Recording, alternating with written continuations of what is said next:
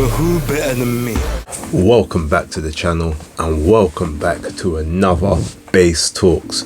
Please like and subscribe, share with a friend, a colleague, a relative, an associate, an enemy, any and all in between. It's appreciated. I got the opportunity yesterday to link up with my G, SHAUN GEORGE, trainer of SHAUN GEORGE.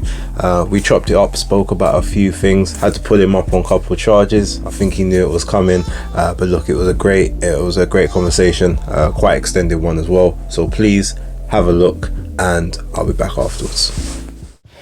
This is Base the Kid, the hardcore casual, and I'm delighted to once again be joined by my guy, famous trainer, SHAUN GEORGE. SHAUN, how have you been? I know you've been over here for a little while, but how are things? Everything is good, man. Good to be back with you. We've been on social media talking back and forth behind the scenes, but yeah, I've been really good. How about yourself?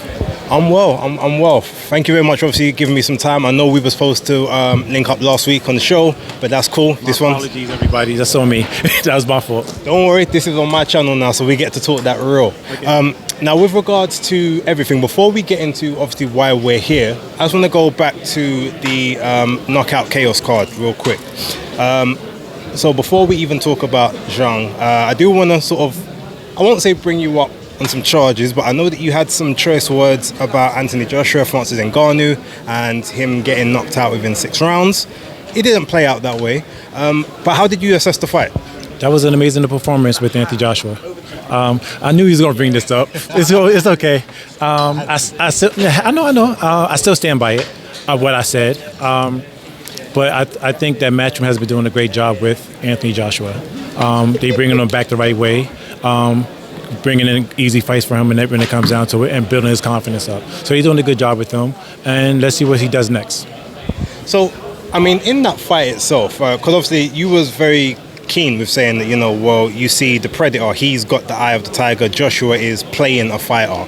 But Joshua is a puncher, and it's devastating. And listen, I've never said that Joshua can't fight. I have never said that he's not a genius in the ring. I've never said that. I question his mental, right, when it comes down to different things. But like, it was a great performance. I'm not going to say it wasn't. It was a knockout of maybe the century because he folded Ngannou. Yeah. What I did want to ask about that, I know I'll move on after this, is I know that you were very keen for, obviously, Gelé to face Joshua when he was with Matchroom. Was there any part of maybe your, I won't say anger, but your frustration that he never got that opportunity? Did any of that maybe, you know, sway your decision on how you felt the fight would play out, honestly? No. I know what I see.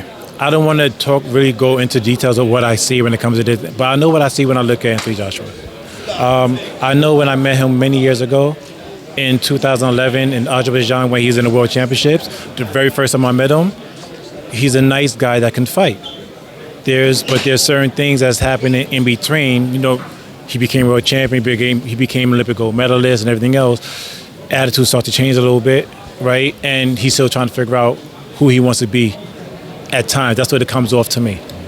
I'm not disrespecting Anthony Joshua. I'm not disrespecting. He's a great boxer, but I still stand on what I said before about his acting abilities. But he is confident, and his last few fights, from Jermaine Franklin to Herlanius to Ngannou,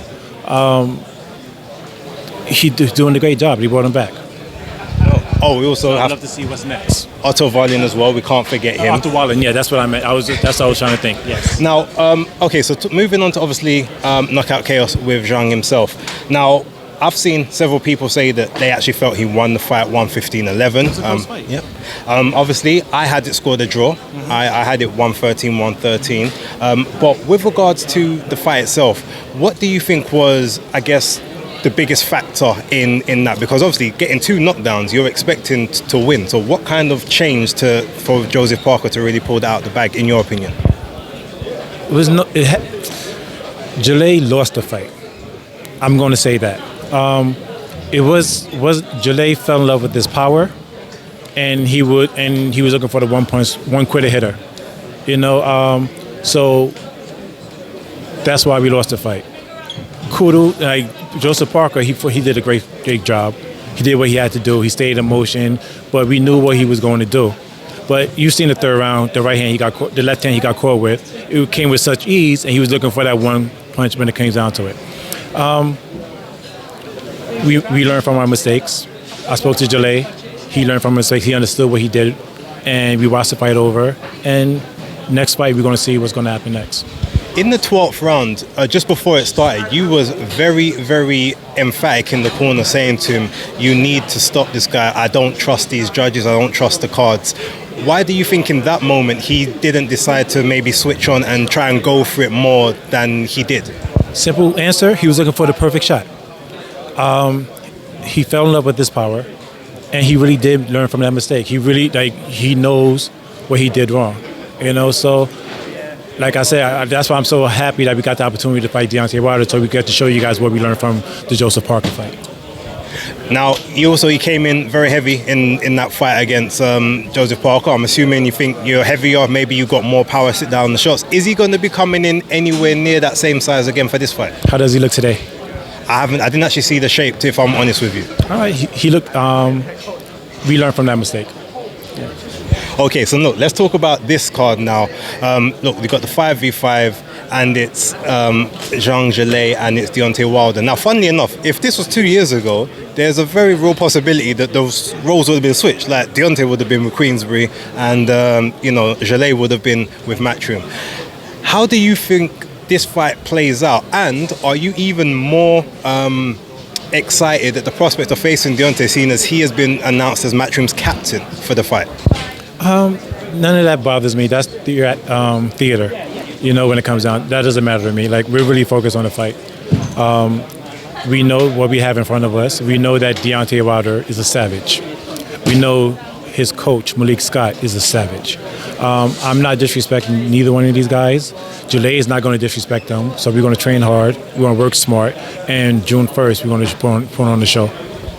How do you nullify the right hand? I mean, we saw Joseph Parker, his tactics to nullify it was to dip underneath it, get in close and work up close to not allow it to extend. Obviously, Zhang is not the same in terms of dimensions. He fights a lot more upright, but behind a very tight, closed guard and looks for counter punches. But is there more of a danger of maybe getting hit with the right hand in the way he fights? We know Deontay likes to fight southpaws. We see what he did with Luis Ortiz. We seen what he did with what's the other guy, the Polish guy. Can't remember his name at the moment. Yeah, he likes to fight southpaws. It puts you directly in the hand of the right hand. We're not worried about what Deontay is going to do. We're focused on what we're doing. We punch him with both hands. We can fight. We can box. We have great defense. You guys need to talk about that more, by the way. People don't realize how good Jalay defense really is until they get into the ring with them. So I'm looking forward to this fight. I'm really looking forward to this fight. We really wanted this fight. Now we got it. It's here. Thank you to Frank Warren. Thanks to Your Excellency, Turki Al-Sheikh. We're just ready to fight. Now, I've frequently spoken about his defense. He actually doesn't get hit when the shots very rarely get through the guard, and there's a lot of parrying away and then countering off of it. So no, he has got a very, very tight defense. With that being said though, I mean, what does this fight ultimately mean to both you and him? Because it's an accomplishment for both of you. You're the trainer, you're having to prepare him, but this is his biggest moment against one of the quote unquote kings of the division or former kings. So how does he really grasp this opportunity with both hands, the right and the left? I like that. We wanted this moment. This is the moment that every fighter wants. They want to go against some of the best fighters in the world, the biggest punchers in the world, the most slickest fighters in the world. Jalay is a real competitor. We don't duck anybody, from Herkovich to Joe Joyce to Joseph Parker. We don't duck anybody, and we come to fight. So Deontay Wilder is not just another opponent, but we'll focus on Deontay Wilder. And do you think that him having such a quick turnaround, 3 months, which has obviously been doing wonders for Anthony Joshua recently with activity, Joseph Parker as well, do you feel that this is going to be even more momentum on his behalf and get the best out of him in this fight also? Motivation. This fight, the dance partner counts. you know, motivations. Like, is Deontay Wilder a threat? Yes. So we get better. Everything gets sharpened. You know, the motivation factor comes when it comes down to everything else. That's why we was talking about when we was coming up in the professional ranks. We were asking for better opponents, but they never was giving us those opponents that we wanted. You know, so you guys are starting to see what I've seen over the years. So we're here now. We face Deontay Wilder. We're going to get this knockout, and we're going to go, and then you see what's next. Now, just quickly before I let you go, so on the card, obviously, we've got another heavyweight title, a heavyweight clash, possibly with a belt on the line that hasn't been confirmed yet. Daniel Dubois, Filip Hrgović. What's your opinions on that fight, and how do you see that one sort of playing out? It's a good fight. It's a good fight. I'm happy Hrgović is back in action, actually, with a real fight.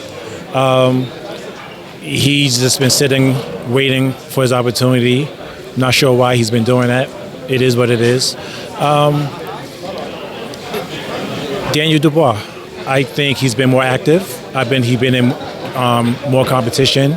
He's been in there with like a lot of. He's been active. I'm picking Daniel Dubois for that fight to win. Nice. And lastly, I guess with the big backdrop behind us, Ring of Fire, Fury versus Usyk. How do you see that fight playing out, and who do you think leaves undisputed champion?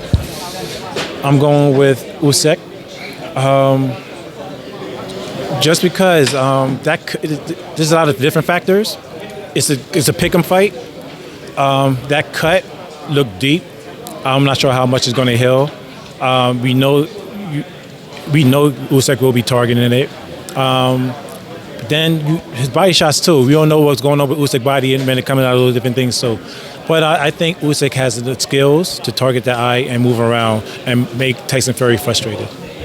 All right, Sean, look, thank you very much for your time. We will continue talking behind the scenes. I've got to get you back on the show at some point. But no, I appreciate your time and have a safe flight tomorrow, okay? Thank you, I appreciate it. Be safe, all right? So as you can see, good chat. I always enjoy talking to Sean. He keeps it real. And one thing I do respect about him, like regardless of whether he's right or wrong, stands on business, and he's always got a reason for an opinion that he gives. So yeah, I do look forward to getting him back on the breakdown at some point, hopefully next week, or maybe even we might do it the week after the event in Saudi 5v5. We'll see, we'll work it out. But yeah, thank you very much for watching. I can't stick around because my neighbors are drilling at the moment, and I had to catch this opportunity just before they start again so that there's not too much background noise in the video. But appreciate you. Don't forget to like, subscribe and share. There's another Base Talks down, and I will catch you on the next one. So until then, peace.